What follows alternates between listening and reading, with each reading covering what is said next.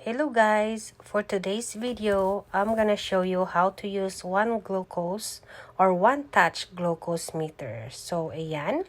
Pupunasan po natin ang ating finger ng alcohol. Kukunin po natin ang ating lancet kit. Papalitan po natin or lalagyan po natin ng bagong needle. Ayan. Lalagyan nyo lang po dyan sa may butas na yan. Ikutin para matanggal yung cover. And then, i-cover po natin yung ating lancet kit. Ayan. So, slide po natin yan para po, ibig sabihin yan, magiging ready na. So, ngayon naman po, i-ready natin ang ating glucose meter. Lalagyan po natin ng kanyang, ayan, yung strip po ang tawag dyan. So, isasaksak nyo lang po dyan or ipapasok nyo lang po. May makikita po kayong drop of blood. Ibig sabihin, ready na po yan.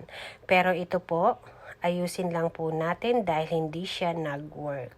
So, ayan. Baliktot pala, baluktot. Ayan. So, ayan guys. So, kita nyo na yung drop ng blood.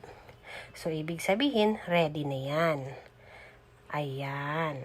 Diba? So, ready nating i-prick ang ating finger. Ayan. Ouch!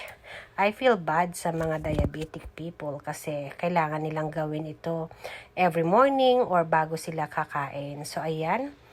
Maliit lang po ang dugong lumabas. So, kailangan kong pigain. Ayan. And kita nyo po yan, yung lancets na yan. Hindi nakita. So, ayan. Ipapatak lang po natin dyan. And 1, 2, 3, 4, 5. Ayan na po. Mataas ang aking nakuha. 179 dahil kakainom ko lang po ng isang Coke. Ayan.